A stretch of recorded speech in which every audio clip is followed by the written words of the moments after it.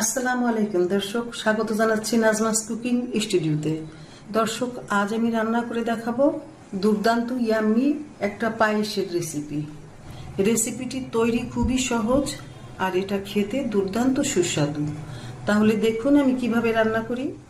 এখানে আমি 3 লিটার দুধ জ্বালিয়ে ঘন করে 1.5 লিটার করে নিয়েছি। এখন এই দুধের ভিতরে আমি দিয়ে দিচ্ছি 2টি দারচিনি এবং 2টি এলাচ। আর দিয়ে দিচ্ছি এখানে 2 মুঠো চাল, আমি আধা ঘন্টা আগে ভিজিয়ে রেখেছিলাম, সেই পোলাওর চালটা আমি দিয়ে দিচ্ছি।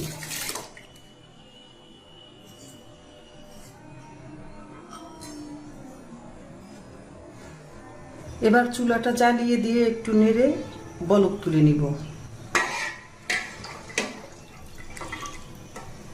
এটা বলক তোলা পর্যন্ত আমি অপেক্ষা করব। চালটা বলক উঠেছে, এবার একটু চালটাকে সিদ্ধ করে নিতে হবে। সিদ্ধ হওয়া পর্যন্ত আমরা আবার অপেক্ষা করব। এখন চুলার জালটা একদম মৃদু তাপে রাখা থাকবে। এভাবে চালটা সিদ্ধ করে নিব এবং কিছু সময় পর পর নিচ থেকে একটু নেড়ে নিব যাতে করে নিচে লেগে না যায়। পায়েসের চালটা এই অবস্থা হয়েছে, আরো কিছুক্ষণ সিদ্ধ করে নিতে হবে। এই যে এখন আমার পায়েসের চালটা সিদ্ধ হয়ে গেছে, দেখুন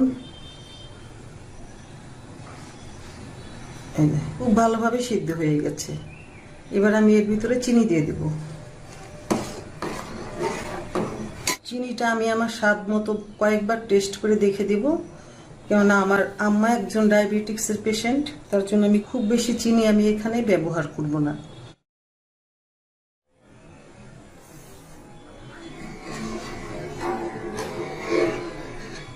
আমি এখানে 100 গ্রাম পরিমাণ চিনি দিয়ে দিয়েছি। এখন একটু দেখবো যে পায়েসটা ঠিকঠাক মিষ্টি হলো কিনা, দরকার হলে আবার একটু দিয়ে নেব।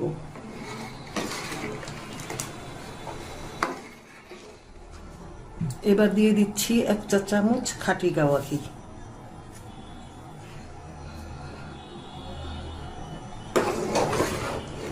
আমি 2 মিনিট সময় এভাবে নেড়েচেড়ে রান্না করে নিব। ফিরে আসলাম 2 মিনিট পরে। এখন আমার পায়েসটা হয়ে গেছে, আমি চুলাটা অফ করে দেব। এই যে আমার পায়েসটা হয়ে গেছে। এখন এই সময় ইচ্ছা করলে আপনারা একটু কিশমিশ ব্যবহার করতে পারেন। কিশমিশটা আমার বাসায় পছন্দ করে না বলে আমি কিশমিশটা দিলাম না। এমনিতে এই পায়েসটা দুর্দান্ত ইয়াম্মি হবে।